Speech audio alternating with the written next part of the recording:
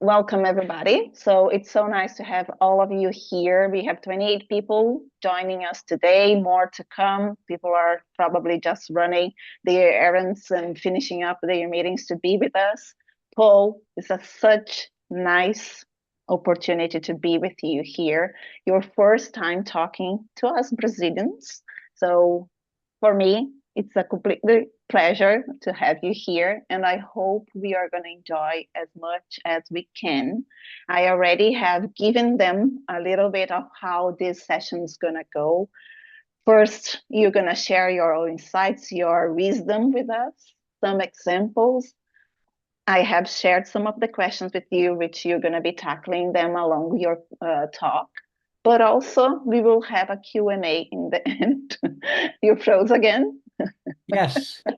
I can see from your face. So, I don't know what's going on. As soon as I minimized the window, it just froze the workplace app. I've never had this happen. All right, oh, let me that's try one funny. other thing here real quick. Okay, I think I know what I have to do. Give And we can continue. So we were welcoming you back, Paul. So hopefully we will have enough time and questions and enlightenments and insights from you today. And feel free to start. The stage is all yours. Perfect. Thank you so much, Danny. Really appreciate you letting me join. I appreciate everybody attending today. And if I go too quick, just let me know. I know English is a second language for many of you, and I love that you learn a second language because I'm terrible at languages. So I can't even barely speak English, but I'm going to do my best today. All right. So, right, AI, it's all we've been hearing about is what it feels like some days, right? There's just so much AI conversation going on. At times it can be overwhelming, at times it can be tiring. So I want to cover a few things. How I'm going to kind of do this. First, I'll just tell a little bit about me. I know Danny introduced, but my name is the FP&A guy. I've been running my own business for about 4 years now. Before that, I spent 12 years in FP&A at three different companies. I have three podcasts, one about FP&A, one about AI and technology, one about financial modeling. I'm a Microsoft MVP, love the outdoors, have a wife and daughter. The picture is very dated as she just turned 13 yesterday, so she's now a teenager. I feel old. I like running. I like the outdoors. So that's a little bit about me. What I want to talk about today is just briefly, I want to share a few slides from some reports about the state of AI, a little bit about FP&A and finance tools. Then, before we get to AI and Excel and some examples, I want to run through some of the questions that were sent ahead of time. I'll cover a couple. You're welcome to ask questions throughout. You can come off mic, you can put it in the chat. I'm happy to do my best to address them. If it doesn't make sense at that time, I may say, hey, let's hold it toward the end. But we'll go through this, as much as we can. I know we got started a little late with computer problems, but here we go. So, I think one of the biggest challenges that everybody's struggling with, I want to talk about for a minute, is not so much the practitioner, but the whole governance side. There's basically two approaches that are taking place with AI, the top down and the bottom up. And I bet I asked, and I'm not going to ask for a show of hands, I don't want anyone to get in trouble. How many of you have used AI when maybe it wasn't approved for the company, in some kind of way for your data? Some numbers show over, I saw one that said something like 55% of the use of AI in companies is not company approved. So the reality is bottom up is driving a lot of this, whether companies like it or not. So sticking a head in the sand and saying I'm not going to have a good governance policy is just stupid. I'll call it like it is. It's just a really bad idea because you're running risk. Because how easy is it now, right? Anyone can access AI and can use it and can copy data in there. It's incredibly easy. So that's the first thing to just be thinking about in your company, especially if you're in a leadership role, is what governance policies do we have? What risks do we have? I don't want to go deep on that. If you want to go deep on risks and governance, I recommend following Glenn Hopper. He has a lot of great content on that. All right, so let's get into the state of AI in I put it as PF&A. I guess we're doing planning before finance. I should say FP&A, but all right. So I've seen different studies that say almost all finance teams. I saw one that was 67. I saw one this morning that was 86%. Call it 70, 80%, maybe even more of finance teams are using or piloting AI. But the reality, most studies are showing something like 10% actually have it embedded in your core processes. If I asked how many of you are using FP&A today in a core workflow, whether that be reporting, variance commentary, some of your data, whatever it might be, I'm going to guess not a lot of hands go up. The reality is most people are still trying to figure it out, despite what LinkedIn says. I wish I had a time to bring it in. I saw a really funny Twitter kind of meme today. Somebody said, I removed all the AI slop from LinkedIn. It's kind of all the content where people are like, I've changed my life with these 5 prompts and you can do everything in AI. And it showed LinkedIn, and all it showed was the person's profile and the sidebar. There was no content in the middle. It's like I removed all the AI slop for you. So the first thing I always like to say is what people are telling you versus what's really happening are two different things. They're trying to play into that fear of missing out. That doesn't mean there aren't leading edge companies and really good things can be done, but we're still trying to figure it all out. 72% of CFOs say they use AI tools in their company, in their finance. Only 14% right now are comfortable that they can prove they're actually getting an ROI for that investment. Last time I checked, if you have consistent ROI of 14%, you're going to get yourself fired, right? You need to be able to demonstrate you have a return. And then finance and accounting departments, according to several surveys, are ranking last in AI use. There are good reasons for that, right? You think of a marketing campaign. I don't care what word it used, if it used this word or that word to describe something. But if I change the number in a finance report and it goes external, the risk is huge. So there are legitimate concerns. AI is getting much better at those, but there are some real concerns. And so I'll share a few of them. This is a report. I'll send this presentation to Danny. She can share it. I didn't want to share the actual slides, but I encourage you to download it. It was by bill.com, just released, I think, yesterday or the day before. And I thought some of the stats they found were really interesting. So I'm going to run through a few of them and just think kind of where you're at, and then we'll get into more use. So if you look at use of AI in organizations, they said 58% is still free public tools. I would be very cautious. There's a lot of security concerns if you're using a public tool. It's going to train on your data, all those type of things. So that number goes back to that bottom up and the governance concern. 52% are enterprise AI tools. So actually company-wide tools are being used less than public tools. That's a concern. 35% are custom AI tools built by third parties. And frankly, I think that's probably where you're most likely to have success.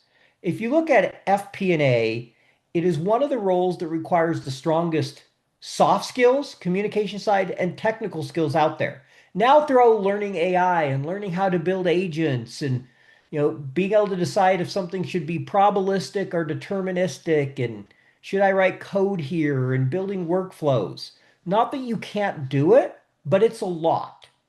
And that's why some studies say building in-house has a 90% failure rate for delivering an ROI. You're seeing 17% are custom AI tools. So just some things to keep in mind. Biggest use cases, I was surprised by this. Number one was budgeting and planning. So yay, FP&A, because what I'm hearing from a lot of people is it's not being used as much. So I would have expected financial reporting to be number one. I think that's an ideal use case myself. But variance commentary is very helpful if it can give you the data, if you have the data. So you can see that. I won't read all of them. And then, adoption barriers. I think all four really are big ones. Cost, we won't get into that. Data security, I've talked about that. A big one, does it integrate with my existing systems? Right? Nobody wants to replace an entire tech stack. If any of you have ever heard, if you know what there's two things that will get a CFO fired, as I've always said. One is fraud, and two is telling your CEO you want to implement a new ERP, right? Nobody wants to go through that process. We all hate it.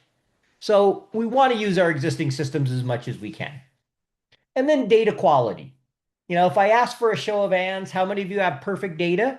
If anyone raised your hand, I'm calling you a liar. Because the reality is there's no such thing as perfect data. We just hope it's useful. And it needs to be a certain quality for it to be useful to AI. So that's a little bit about the state of AI. I'm going to talk briefly, just a little bit of how I see tools playing in here. Then we'll talk about Excel. I'll share some examples. But before I do that, I want to run through a few of the questions that were submitted because I want to make this a little kind of Q&A and things I think you'll find useful. So I'll probably take 2 or 3 questions now, and then I may take a few others throughout. So Danny sent me a list of questions, and I'm just going to here is one that said, how to select the best way to learn about AI for FP&A, considering we have many tools? Yeah, that's a good question. And there's a lot of debate. What I will say, in an ideal world, I think the best tool for learning right now is Claude. And if you're able to, it's probably where I'd start. Now let's talk reality. Your company might have Copilot. Your company might chat GPT. It might have its own custom LLM that they've built. Some of the large enterprise companies do. So where I'd start is one, if you're not doing a lot of prompting, you need to. But second, pick a task that's manual, whether it's exporting data, whether it's building some kind of report that's repeatable. Tell AI what the problem is. You can talk to it if you want. You can type it, ask it to help you map the process and give you ideas to automate it. Start with something that simple and you'll be surprised. It can probably do 80 to 90% of the work for you. It will help tell you what to do. And I'll share an example. I was going to share this later. I was on a call, 2 companies, Rillet and Campfire. They're both new ERPs for the tech space. They've been hosting these vibe coding sessions. So they brought in this person who had never written a line of code in their life. They got access to Claude Code.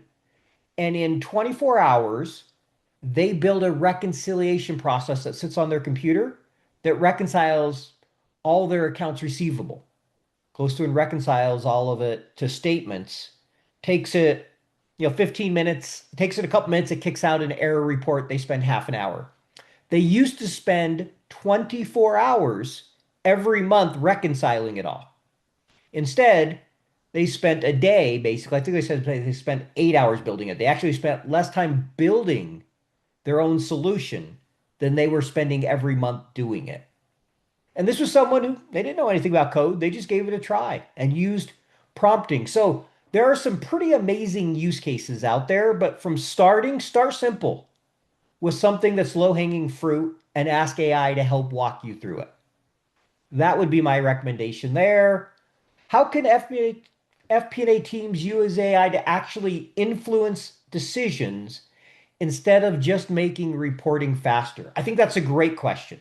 There's 2 sides to this. There's the efficiency of AI, and then there's how does it make us better? How does it help with decisions?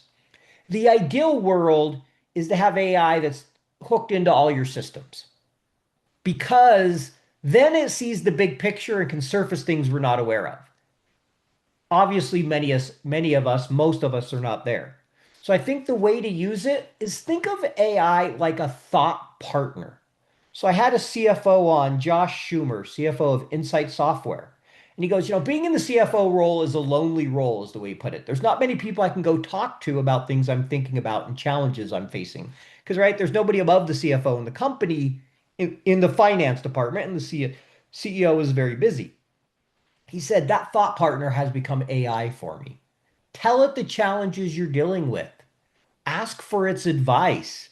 If you're getting ready for a tough conversation with a business partner, have it role play with you and critique your answers. I did that exercise recently. It's really good at those type of things. So I think, it starts with using it as a thought partner. Ideally, you want to eventually connect it to all your data so it can really help guide decisions and analysis. I interviewed a guy yesterday And he's fortunate in that they have a company that's very sophisticated on data and he's allowed to build things. He goes, but I've got to the part now where if I'm doing analysis, I don't even open a spreadsheet. I do it all with my data warehouse and AI. That's where we're heading. That's not where we're at. Let me take one other question here. I really like this one. It says, will AI modeling replace the junior FP&A analyst? If so, who's going to be the FP&A leaders of tomorrow?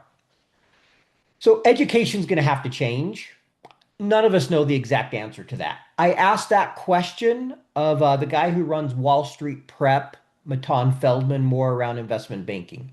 He said today in the banking industry, they can't replace a single analyst in investment banking yet because of AI, even though they're all using it. So one, it's going to take some time. Two, clearly we're going to have to rethink some things around how we prepare people. Because in order to get the most out of AI, you have to understand the fundamentals.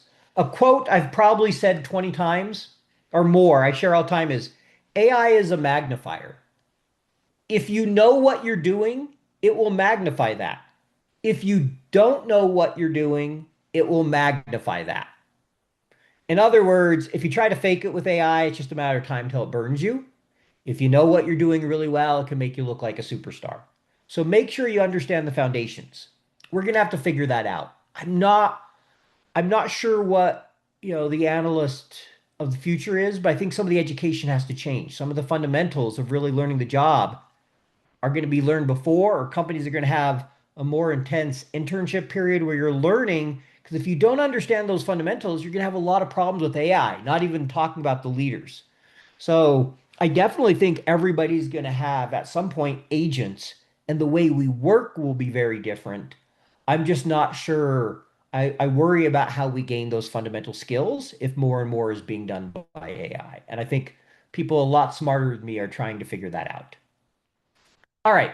So there's a couple questions. Feel free to throw some in the chat. I'll go to some others later, but I wanted to just take a couple. I see AI software. There's kind of four approaches that you could use in your company. There's, hey, I'm just going to go to the LLM. We're going to get an account. I'm going to share my data with it, and I'm going to start working. Probably the easiest and quickest. There are some context challenges to that, sometimes security, different things. That's number four there. Third is our existing software, right? Every software is trying to figure out how they bring in AI. If you don't say you have AI in your software, nobody's buying it. It's a big marketing term. I like to joke that every company in the world now is the AI, the first AI digitally native insert platform, right? You see it everywhere. We're the first AI digitally native ERP billing platform, FP&A tool, consolidation. It's like, how is everybody first? So there's a lot of hype.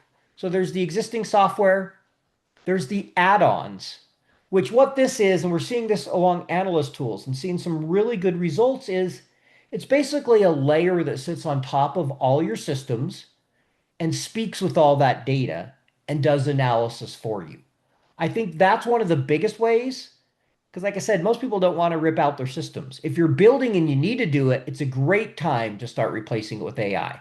I would encourage any company that's growing and considering going to that new ERP, that FP&A tool, they're really scaling their tech to really consider how's it integrate with AI. And then the last one, which is the one we probably hear the most about, is all these new softwares that AI native. They were built in the last couple of years, with all the technology designed to optimize AI. All right. I think the biggest, I'm not going to spend much time here, but Claude, ChatGPT are investing billions of dollars for the finance space. I'm curious. I'd love to see a show of hands. How many of you have tried building anything with Copilot, Claude, or ChatGPT inside Excel? Anyone worked in Excel? So, how's the experience been? Has it been good? Raise your hand if it's been good. I'm curious. Anyone had a good experience? Yep. I got one hand. So, two. We got a few. It's getting there. I want to share a few examples in what I'm seeing because there's reality Yeah, also Google's a good one. Yeah, Google's doing some good things as well. In addition to Excel, I mean, you have Gemini that's done quite a bit. I kind of forget about them because I'll admit I have three accounts to AI. I have ChatGPT, Claude, and Copilot. And I'm like, I don't want to pay for a fourth, even though I do like some things Gemini does. Gets a little expensive. So I want to talk a little bit about Excel, what I'm seeing, how I think about it, what I'm hearing, because the reality is for many of us, that's the door in. The spreadsheet is the door in to doing a lot of things with AI for many people in finance. Yep, is Google's take on Claude Code before Claude. Yeah, and I'll have to try anti-gravity. I'm not familiar with that one. But yeah, keep them coming. I'd love to see. I love the one that says Claude is my best friend. Yeah, the things people are telling me they're doing with Claude, and I'm becoming a big Claude fan. I will admit it. I'm using it more and more, and it's pretty amazing. All right. So here's what I want to show is this is the universe, and really we're only going to focus on three of these in here. Of all these tools trying to build add-ins to Excel. Everybody realizes if you have the best AI tool in Excel, you have an incredible amount of data, you have an incredible size of audience, and if you can make modeling easier, Claudette is great. I love Claudette. I've had some debates lately. Is Claude a he or a she? Do you call your agents it, she, or he? So, For what someone would who you does say on so these? much, it must be a woman.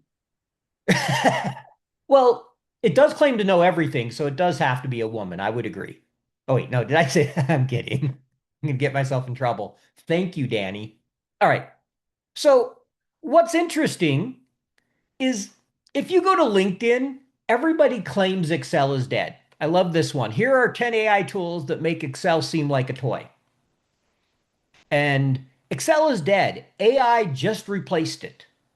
Okay, let's see. They've built an agent for Excel. They've built an agent for Excel. They've built an agent for Google Sheets. Another one, right? Excel is dead.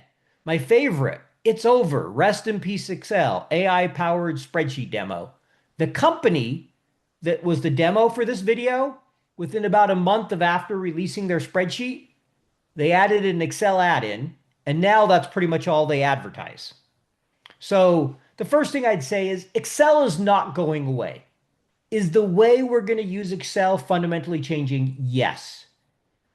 If done right, is that a good thing? Yes. Are we there yet? For some things, maybe. Other things, no. And I'll share a little bit of my thoughts there. All right. This is really interesting. There's a site, if you search spreadsheet benchmark, they do ratings and they just completely changed the way they rated and the numbers went way down. They said, let's look at complex tasks. Who thinks FP&A, your models are probably complex? I'm going to guess most hands go up, right? It's not real simple activities we're doing in Excel. Yeah, I see Marcel raising. It's like, yeah, I wish I could make it simpler, is probably what he's thinking. I've thought that many times. Claude scored 35%, and that was the best score. Now, last time I checked, in most schools, that's a failure, which means they have a way to go. I'll share some other stats. There's a lot of different numbers depending on what you're doing. Everything tells me it's good, it can help you, but this is a human led AI assisted process. So, in addition to that, I have my own podcast series I do where we've done 14 plus episodes. I think we're getting ready to release number 15, or we just had. We have three modeling experts. So, two Microsoft MVPs and a guy that runs the Financial Modeling Institute globally. And we've tested 9 different tools. We did three statement models, deferred revenue schedules. We did a trial balance analysis. And because we're Excel esport nerds, we even put it through some Excel esport cases. So from the Financial Modeling World Cup. Here was kind of the key takeaway. When we first started, they were really bad. They have got much better. Claude can build a good three statement model. There are going to be some mistakes. If you go through slow and build it step by step, it can do a lot of it. But knowledge and modeling fundamentals are becoming more, not less important. Goes back to it's a magnifier. That's what we keep saying. One of the guys interviewed a guy that has been using Claude in Excel for about a year. He was one of their first beta testers, and he's been using it all day. And he says he's probably 5 to 10 times more productive than he was before. And the person asked him, he goes, could you be that productive if you didn't know fundamentals really, really well? He said, no, not at all. I wouldn't have been near that productive because it's going to make mistakes. Everyone we've seen gets a line wrong. The balance sheet is out for some reason, and others. So that's one example. Example two, and you can link to the post, Lance Rubin. He's probably one of the foremost modelers in the world. He tested 5 tools. I'm only going to speak to 3 here. He tested them on the 7 things on the right. So they're a total, you could score a total of 70. Claude, without skills on his example, got 26%. Again, pretty darn awful. Claude with skills. So if anyone knows what skills are in Claude, they're just instructions. Yeah, Lucas, not surprised on the 4.7 scoring lower than 4.6 because it was yes, different models are tailored for certain things. I think that's a good point you brought in there. I saw that. But with skills it scored 64%. The human build scored 97%. So two things I want to highlight here. Who needs to build the skills? The human that knows the process. So instructions, context. To get more out of AI, you need to learn how to give it good documentation. With Claude, that's skills. With others, you could do an instruction sheet. The others will be adding skills. And I'll talk a little bit about that. And then the human built was 97%. So the first thing is, if you have a complex model, we're not there yet. But where it is good, I'm going to show a skill sheet, but great for documentation, auditing, really good at building a basic waterfall chart, helping you write formulas, helping you slowly build schedules and being that thought partner, helping with the scoping phase. Those are areas it's great. I'm going to share an example here of what I mean by skill sheets. I'm going to open up Excel, but before I do, I'm going to take 1 or 2 more of the questions I have on this list. How much do you trust AI generated forecasts without manual review? Not at all. I don't you should not be putting any AI output in front of your boss without reviewing it. And if you're going to use an agent for a process, you should make sure you've run it in parallel for at least a few months first. And anywhere it's doing math or numbers, you should have a deterministic process. So what I mean by that is you have it write code or you have it write formulas, right? AI by nature, as we all know, is what's called probabilistic in humans. So it's taking probabilities, percentages, saying, I think the most likely next word is she or he or whatever. And so that can change each time it runs it, which is fine for variance commentary, not fine for math. So one of the things people are having to figure out is when do I have it write a formula? When do I have it use Python to do a calculation or some other thing? So what I would say is just in general, you need to check all your work. Let's see. I'll take one more and then we'll keep going here. You've been talking quite a bit about the risk of superficial AI adoption in FP&A. What are you seeing companies get wrong? And what differentiates those that are actually generating real value with AI?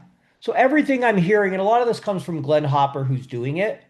The companies that are bringing real value, one, they've really thought about governance and they're thinking about it holistically. They're thinking about AI as more than an efficiency tool, but as a decision layer. That requires good data.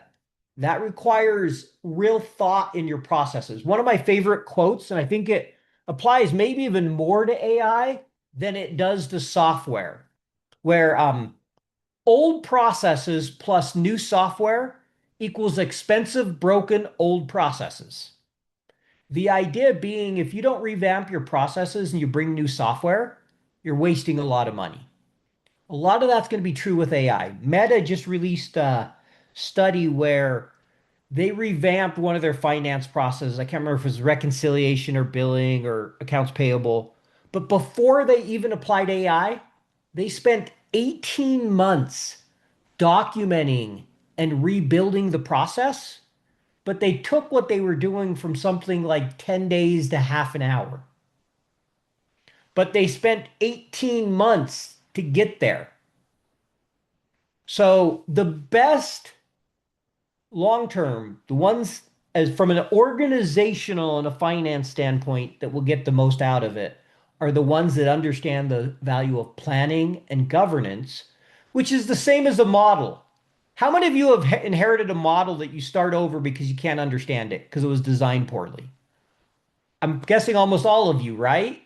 Design is probably the most important phase in modeling, yet it's often the one that gets the least time and the worst, the planning and design. That's no different with AI. Doesn't mean you can't start with the low hanging and figure out things, but if you truly want to have it across the organization at enterprise scale, it requires a lot of thought about planning. All right. Let's see. Read a few articles say the amount of review time has evened out the efficiency gain. Yes, in some cases that wouldn't surprise me, Danny. I also saw one that they actually found people relying heavily on AI, not as a thought partner, but just doing work. They're actually seeing parts of their brain stop showing activity as much. I had a very lively debate with someone where I said, I think society as a whole is going to be dumber because of AI. I'm not saying everybody, but often we tend to just want to take the easiest route. And AI is a really easy route. And so you have to fight against that because that's not what we want. That's not what AI is there for. But if anyone's ever seen Wall-E, I worry we may all look like the people on the boat in Wall-E. So if you haven't seen the movie, go watch that. All right. I can tell Danny's seen it because she's smiling and chuckling there. She knows what I'm talking about. All right, so I want to show one thing of how easy it is to start with skills. One, you could ask Claude to build one for you. I did that. I just went into Claude and said, hey, I want to build a waterfall chart. Help me build a skill. And what I'm going to show here, let me just bring up Excel on the other screen, is, all right, so I have some data here. And funny enough, for some reason, my Excel has stopped showing me Copilot. So I can't show you what would happen with Copilot. So we'll use, I'm just going to log into Claude. These are all different AI tools I have up here. But I'm going to log into Claude and I want to show something.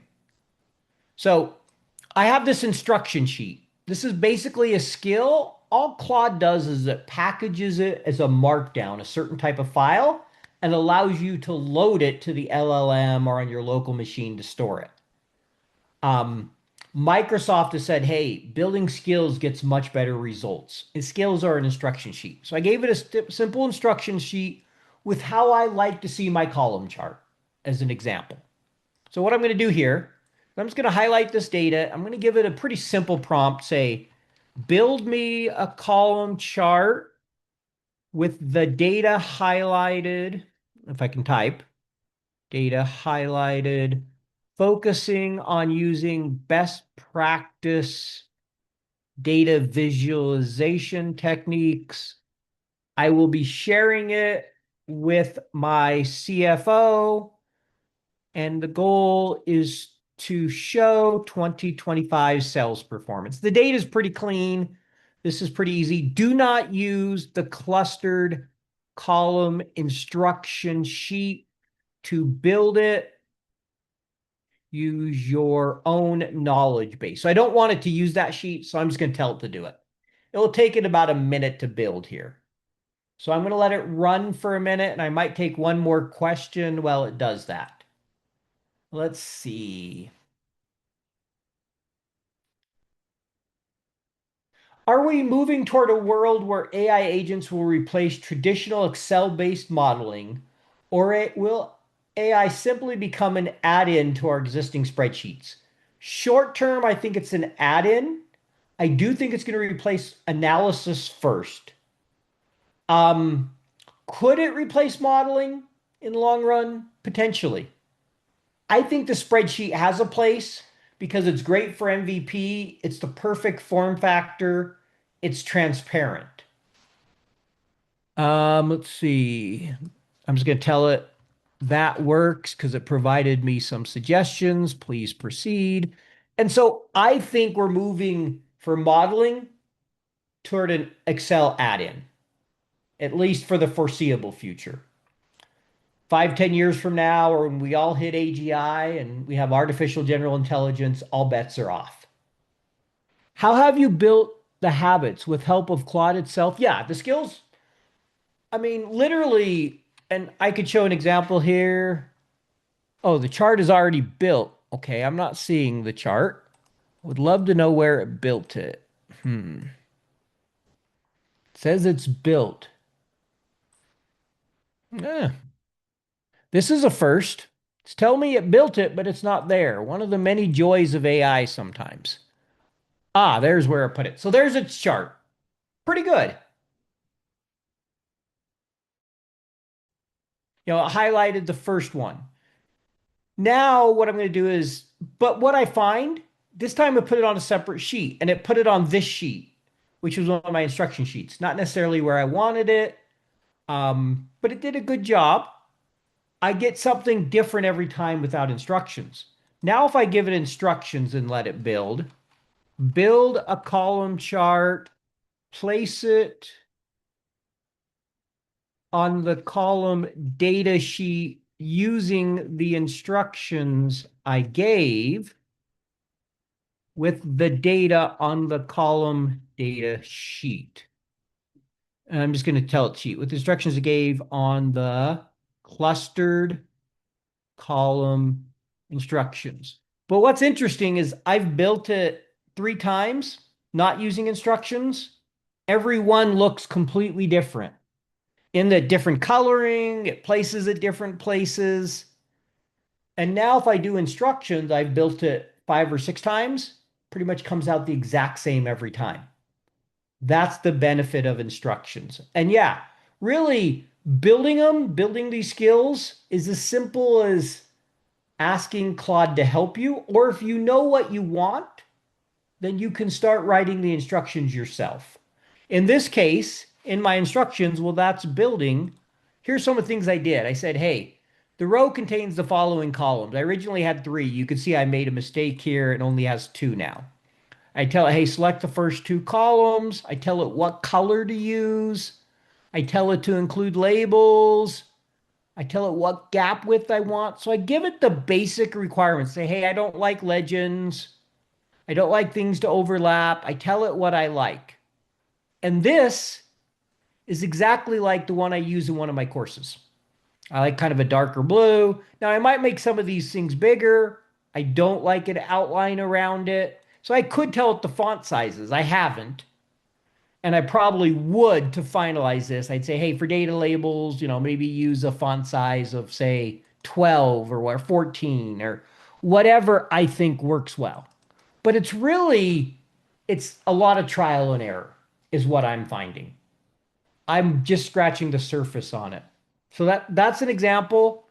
I've done something similar with the waterfall chart, and I find it gets much closer and much more repeatable, which is the key if you give it a skill. All right, so let me come back to what I had in the deck for a minute. So that's creating skill sheets. So here's kind of where I think it struggles, where it works. It struggles with repeatable formulas. It's getting much better, but when I first tried it, the exact same model, build it 3 times, and every single one would be using a totally different formula. Overly complex. We had it use a filter XML. If I asked how many of you have ever even heard of a formula in Excel called filter XML, the answer is probably nobody. It's a pretty obscure formula used to pull stuff from the web, in some cases, XML files. And it used it instead of like a lookup to solve a problem. The answer was right, but it took us forever to figure out what it was doing because we had no idea what the formula was. Hard coding inputs is still a challenge. So those are some of the things. on the other side is where I think it's really good, as I mentioned before. Um, so as I said, I think it's really a magnifier. I'm going to go ahead and I'm going to go through one or two more questions here. If anyone has any specifically, put them in the chat, and then I may share just a couple things I'm hearing from people. All right. Many finance teams already have dashboards and reports. And in your view, what separates a team that only delivers information from a team that truly influences business decisions? So yeah, that's one I don't think is an AI question at all, but my answer is the best FP&A professional, two things. Incredibly curious. You ask a lot of questions. You understand the operations of the business. If you want to be a strategic business partner, be curious and understand how the business works. Your leader doesn't need to know that revenue revenue missed by 500,000. If that's what you're telling them with the report in your meeting, they can just read that. They don't need you. What they want to know is, why is that important? So why does that matter? And what should we do about it? And AI can help with that. So I think the finance teams, and the quote I love on this is, there's a guy by the name of Stu West. He was the CFO of Grammarly, which is one of my favorite tools because it fixes my writing for me. And he said, he referred to finance as a whole, but I think it applies to FP&A. The role of finance, or FP&A, is to help the business make better, faster decisions. That doesn't come from reporting. That doesn't come from dashboards. That comes from insight and judgment. That doesn't come from AI. That's why AI should help us be more efficient. AI should serve as a thought partner. AI can help us make better decisions. But at the end of the day, they're looking for judgment, guidance, and help from us in FP&A, the best companies. Some companies still look at us as nothing more than reporting. I tried to avoid those companies as much as I could personally, because I didn't want to just be doing reporting. But that definitely is sometimes, what we end up doing in a role. Let's see. What to expect from FP&A team structures in 2 years? I'm sure everybody has a thought and opinion here. To a certain extent, we're all guessing a little bit. But what I do think is people will start having agents that work for them. So you'll be managing agents, kind of like people.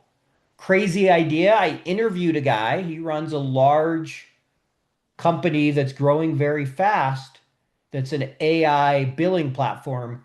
And he gave the opinion that sometime in the future, agents will vote, just like humans vote. Like, I sure hope not, was my thinking. But, pretty crazy take. He goes, my hot take is they'll vote one day. But I kind of go off a little bit off the rails there. So the structure, I think one will have agents. Two, finance teams will start to have AI, someone who leads AI, some kind of AI architect, some kind of AI analyst that helps with the instructions and building skills and building agents. You know, um, how many, what that looks like, a lot of that's going to vary by company. Small companies, there's a lot less governance. Big companies, I think it will be handled differently. But we will definitely see more agents. We will see more of roles specifically around AI. Examples. So I'm seeing some really good things. I'm seeing some people that are doing some great things with skills, to the point of, I talked to a guy yesterday they interviewed that said, look, if you're doing any export to Excel, figure out how to do that with AI and download your data. A lot of that merging and combining, we should be able to automate. He's doing all that. Okay, we got a question here. So that's one example I saw yesterday. Another that's giving a lot of examples and writing a process where pretty much anyone can automate all their kind of month-end reporting, including their variance commentary. So all you're doing is reviewing it. One other person I talked to, they've automated 70% of their monthly board package, and their goal is to get to 90%. That's been a big project they've been working on for several months, where it's press a button. They have everything in their data warehouse. They've loaded it all there, and they're using AI to build it all. So we're seeing some pretty amazing use cases and examples. Are tool skills still necessary to master? even when we're doing things with AI, should we now focus on the emotional and technical side? That's a really good question. I think you still need to know how to use Excel because you need to be able to validate the work. I still think spreadsheets matter. I think tools matter. But I definitely think the emotional and technical side is becoming more and more important. And I think over time, like learning Excel and learning formulas will be less important. Knowing the general of how it works, being able to audit a formula, being able to audit a model, things like that will become more important. And a little bit of the technical. We can kind of be citizen data scientists now. We can have it write code. We can do all type of things. The better we understand what it's doing, the easier it is for us to get the output we want. So, Danny, I would say yes, I think so, but there's a certain fundamental and the base tools you still need to know. And I think now you still need to know them well. Over time, I think that will shift. That's kind of my take. I don't think we're there yet. Most companies aren't, heavy into AI yet. So I definitely think it's important. What are we advancing most meaningfully in the use of AI in FP&A? I think the biggest thing to where it starts is helping with reporting, helping with data prep, helping with ad hoc analysis. The idea is it really should be taking, some of that mundane stuff. The fact that FP&A often spends 40 to 60% of their time on non-value add activities. Those are the areas to try to start with. So FP&A can really start fulfilling the promise that's always been there to help connect the strategy and the operations and to be that true strategic business partner. I do think AI will enable that, but you're going to have a good data foundation and it's going to take time. We're not there yet in general. All right, let's see. We got one more here. The AI race is intense. Today, Claude is at its peak. Tomorrow is something else. How do we ensure continuity and consistency of deliverables across these ever-changing tools? What I'll say is you pick the tool that works for you and that you think is right for you to integrate. Over time, they're going to become a commodity, right? The reality is if your company uses Excel or Google Sheets, you can get your job done. There's some pains in Excel, there's some pains in Google Sheets. If you use Power BI or Tableau, you can build your reports. If you use, Google email or Outlook, I think much like that is where we're heading with these AI tools. And so more than trying to pick the winner, make sure you understand your workflow and your processes and you build repeatable things. They can be built in ways that are model agnostic. That's a decision you need to make. But I think it's much more about thinking about our data, thinking about our workflows, our processes, and how to automate them than trying to pick the winning tool. But if you do know for sure, let me know. I'll go put some money on them. We'll see what we can make. Claude doesn't work yet as an add-in to Power BI. I do not know on that one. I don't use Power BI as much, but I would assume yes, but I don't know the answer.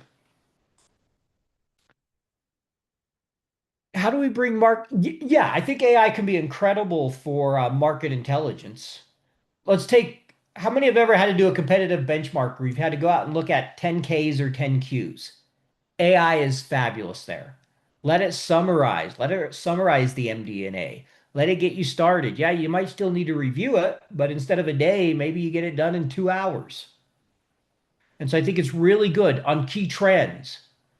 Ask it to scour the internet. Always ask it to give you its sources.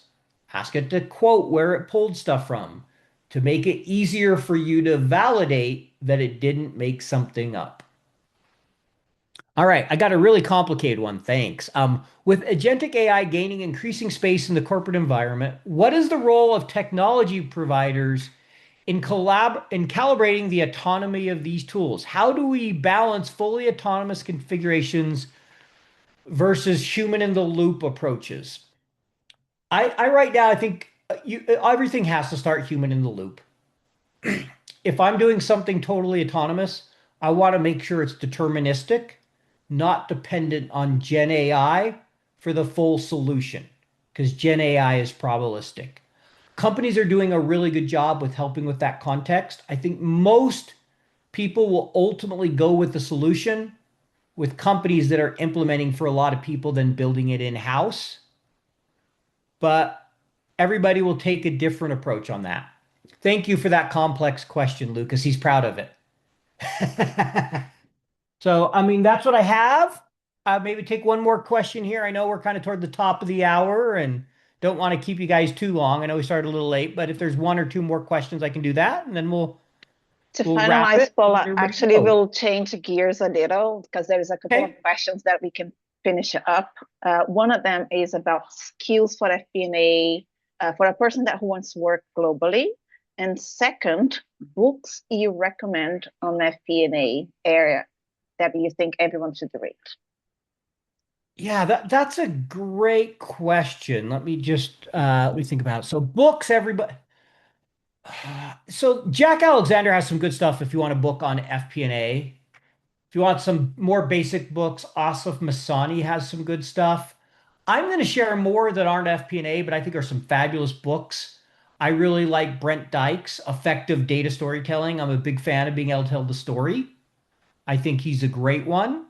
I think Asif has some good stuff, but I do think it's geared toward a kind of entry level audience. John Jack Alexander has written two really good books on FP&A and performance management, both by Wiley. So those are some I would recommend. And the other question again was, Danny, remind me. If you want to work globally, what skills would it take for an FP&A person? So, I mean, I think there's a couple things. One, I think if you have some really good AI, agentic AI, some of those type of skills, I think that can help you. But, I think to work internationally, the biggest thing is I wouldn't say it's one skill. You need to be unique, right? Because if you're going to work internationally, usually someone's going to need to sponsor you. It's not as easy as I'm just going to pack up, move tomorrow, and there's no paperwork and anyone will hire me. You're usually limited. That's reality, especially in the US and in many other countries. So I like a term that Tim Vipon, the founder of CFI, is. Think about skill stacking. So the idea is if I'm a world-class accountant, I'm in a pretty big pond with a lot of people. If I'm a world-class accountant that can present really well, all of a sudden I'm in a much smaller circle. Now, if I'm a world-class accountant that knows how to code and can present well, it gets that much smaller. So find some skills, your strengths that make you really unique. I think it makes it easier. Now, what that could be, there's many different ways that can be done and many different paths that what can be. A good book is called Unique Abilities. Carl Seidman recommended it to me the other day. Excellent follow in FP&A called Unique Abilities. And he did the exercise where he asked a lot of people. I think it's a good way to start thinking about. So kind of stacking those skills in a way that makes you unique so you have a value that few people have. Very similar to a question and an answer that we had from a CFO that we had with us in the exclusive group that we run. He said that make sure that you always ahead of everyone else, or meaning like have skills that stands out in the crowd. Yep, exactly. So that is the thing. You got to be different. What are you Mhm. good at? You don't need to be excellent at his point, but you need to be different. Correct. Having that unique combination, what's going to make you stand out? And sometimes that can be world class in something, but sometimes that's stacking a couple skills that make you really valuable. Not the best at any one of them, but good at all of them. So, And that's a nice way to finish to say that in the our forum that we are meeting up in May, I'm bringing different skills to the set that you can add if you want to your own package. So for most of you that knows me, knows that I like to think about FP&A in a different way, not only from a technical or only soft skill style, but opening up for to become more strategist, more a thinker. So I invite all of you to be there with us. Paul, it would be nice if we could take a picture. of So course, please, people, open up your cameras. Would you mind just stop sharing your of screen? course. Let me do that here real quick. So let me just make this big. I'll try to make sure my whole beard is in the screen. Awesome. So everyone is smiling. Just give me a second. Thanks so much, everyone. It was really nice having all of you. Most of the questions were answered. If you still have any questions, I'm sure Paul is happy to answer you by LinkedIn. Super reachable, right? Everyone knows now that you can just message him or message me. We can all together figure out and kind of literally go by trying to understand what's going to happen with the FP&A in the world, because we are all trying to create something out of very little clues we have right now. Correct. We're all figuring it out together. Nobody has all the answers right now. I know I don't. And anyone who tells you they do is a liar and they're selling something. Exactly. That's what I was gonna say now. If someone is putting something out in the LinkedIn and saying like, put here whatever word they use in the commentary, they are selling something to you. So just Yep. be watch out. Paul, thanks so much once more. And then very nice having you here. Yep. Good seeing you all. Thank you so much. You have a wonderful evening or afternoon, I think it's for you guys. Afternoon. Thanks. Thank you. Bye. Bye bye.